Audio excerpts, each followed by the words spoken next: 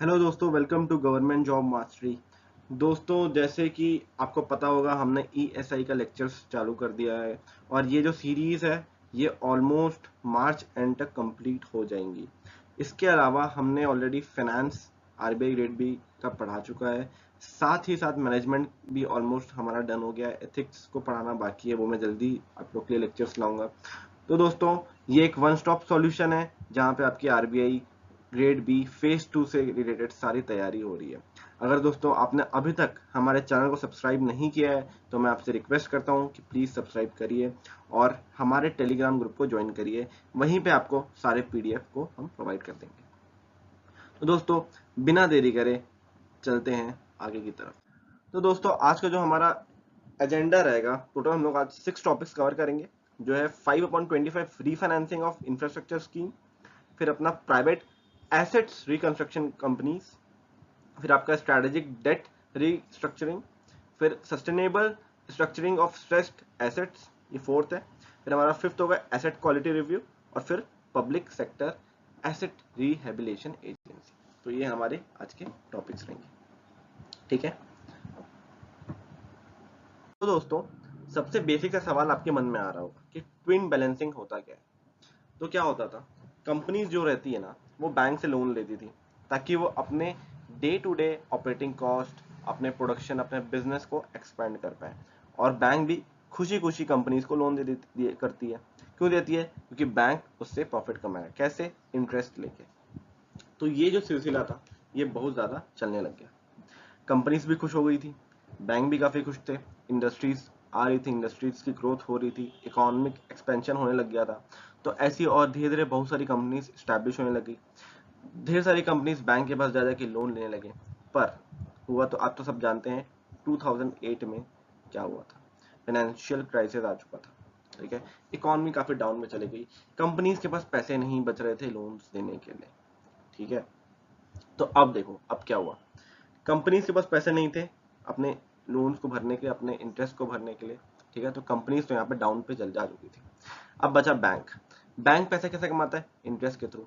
Companies पैसा दे रही है क्या? नहीं दे रही है। इंटरेस्ट मिल रहा है क्या बैंक को? नहीं मिल रहा है। तो यहाँ कंपनीज भी घाटे में जा रही है, इनकी बैलेंस शीट भी अफेक्ट हो रही है, साथ ही साथ बैंक भी घाटे में जा रही है, उनकी बैलेंस शीट भी अफेक्ट हो रही है।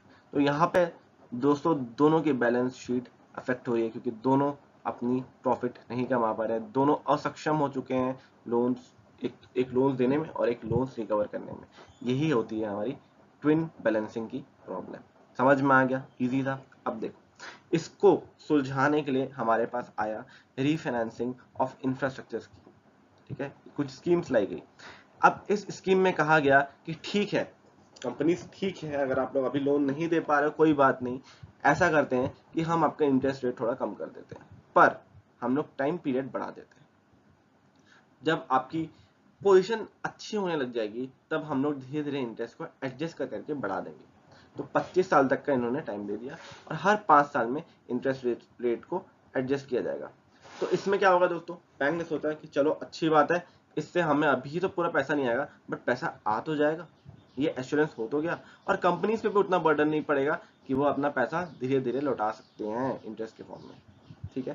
पर चीजें जितनी आसान दिखती है ना दोस्तों, उतनी आसान होती नहीं है, ठीक है। तो अब हमारी एक्चुअल प्रॉब्लम यहाँ पे एक और आने लगी। कंपनीज तो घाटे में थी, भला ही इंटरेस्ट रेट बैंक ने कम कर दिया हो, पर कंपनीज के पास अभी भी पैसा नहीं था। अब क्या हुआ, कंपनीज ने उनके पैसे को लौटाने के लिए वापस बैंक से ही पैसे ले लिए, ठीक है। वापस वो बैंक से ही पैसे लेने लगे।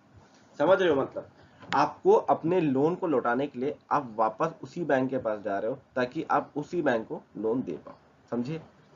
तो अब बैंक का कुछ जो लोन था ऑलरेडी वो पुराना इंटरेस्ट तो आ नहीं पा रहा था, अब साथ ही साथ उसने और लोन्स को लेंड कर दिया। इससे कि दोस्तों क्राइसिस और बढ़ने लग गए, ठीक है। और इसके कारण जो एनपीएस था, जिसे हम कहते हैं नॉन परफॉर्मिंग एसेट्स, वो बढ़ने लगे। एनपीएस तो आप जानते होंगे दोस्तों, फाइनेंस में भी मैंने पढ़ा, इकोनॉमिक्स में भी कई बार पढ़ा है, इसके पहले भी मैंने एनपीएस पढ़ा है।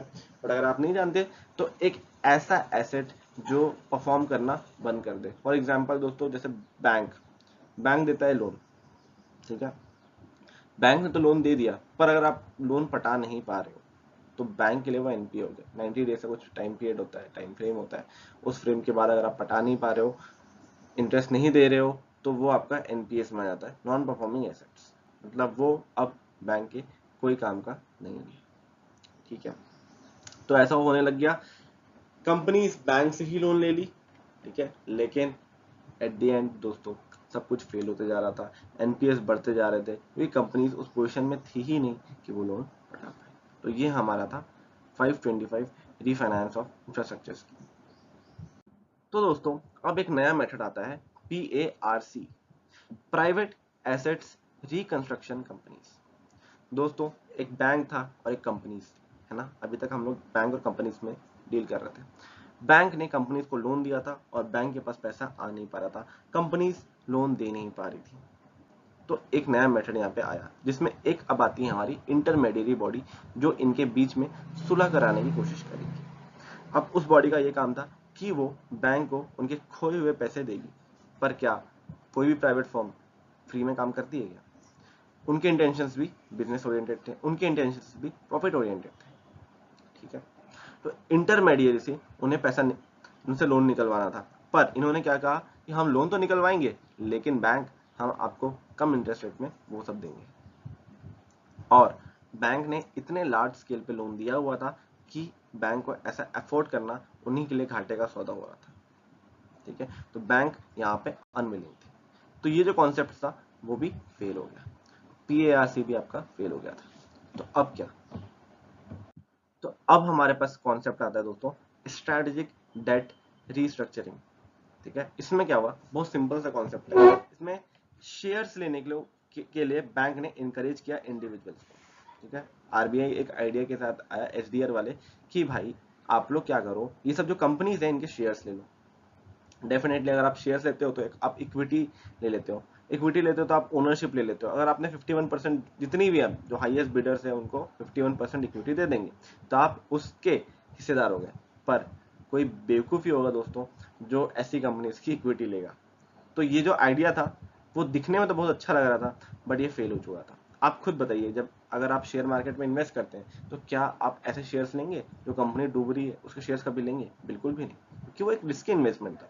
तो यहाँ भी वही चीज होने लगा, हार्डली मुश्किल से 2-4 कुछ लोगों ने लिया हुआ ये शेयर्स, बट ये जो आइडिया था वो एक फ्लॉप था।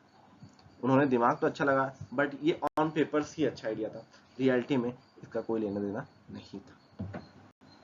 तो अब आरबीआई को और कुछ सूझ नहीं रहा था। ठीक है, तो उन्होंने सोचा चलो हम इसी का एक एडवांस फॉर्म बनाते हैं। जैसे आपने देखा होगा JEE मेंस होती है, JEE एडवांस होती है। JEE से आपको NIT मिलता है और JEE एडवांस से आपको IIT मिलता है। यहाँ भी कॉन्सेप्ट कुछ ऐसा ही था। इन्होंने SDR वाला जो कॉन्सेप्ट था उसी को थोड़ा सा एक एडवांस फॉर्म बनवा दिया। इसमें क्या हुआ, उन्होंने कहा कि चलिए जो कंपनी आपको डेट नहीं दे पा रही, जितना डेट नहीं दे पा रही है, उसको हम लोग क्लासिफाई करते हैं अनसस्टेनेबल, ये कंपनी के बस में नहीं है। और जितना वो दे सकती है उसको हम लोग कहते हैं सस्टेनेबल। तो जो सस्टेनेबल था उसमें कंपनी इंटरेस्ट प्रोवाइड करके बैंक को देगी, पर जो अनसस्टेनेबल पार्ट था, ठीक है, उसको हम कन्वर्ट कर देते हैं इक्विटी और प्रेफरेंशियल शेयर्स। कॉन्सेप्ट वही था, एसडीआर में क्या था, सारा जो जितना भी पैसा है उसको हम कन्वर्ट करेंगे, बट यहाँ पे जो आपका कॉन्सेप्ट हुआ दोस्तों, यहाँ पे सिर्फ अनसस्टेनेबल वाला जो पार्ट है उसी को हम शेयर्स वगैरह में और इक्विटी में कन्वर्ट करेंगे। कॉन्सेप्ट वही था, बस उसका ये एडवांस वर्जन था। तो आप एक बार बताओ, क्या ये भी सस्टेन कर पाएगा? बिल्कुल भी नहीं। कोई बेवकूफ़ी होगा जो ऐसी स्कीम्स में लगाएगा और जो ऐसी कंपनीज के शेयर्स इक्विटी खरीदेगा।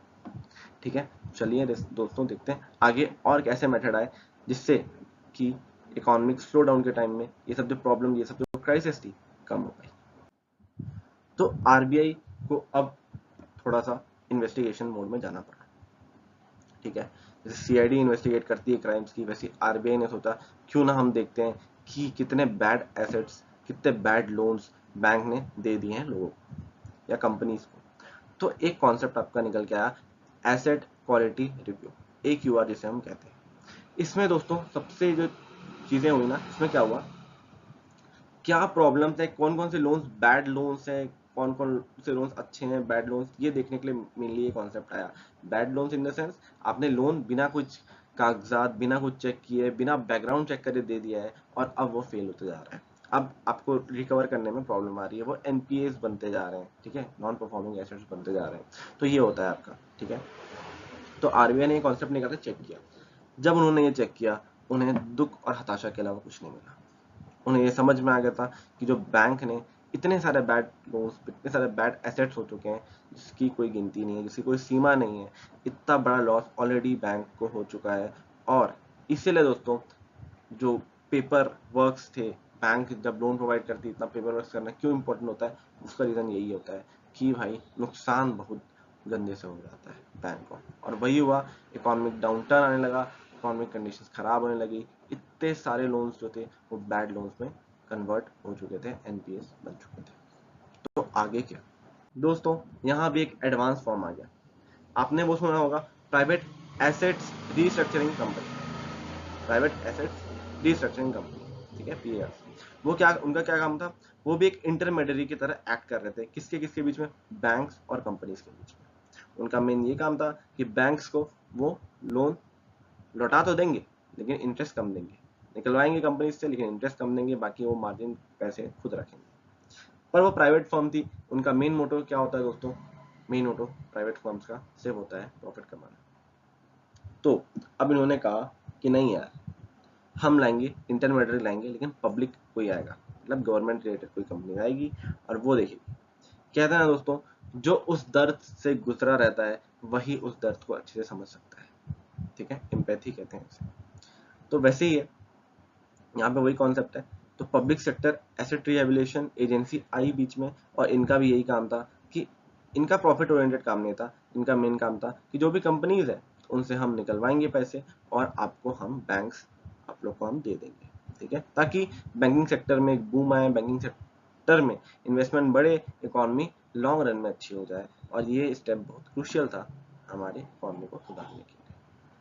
ठीक है दोस्तों, आई होप आप लोग को आज के लेक्चर समझ में आए होंगे और अच्छे लग रहे होंगे।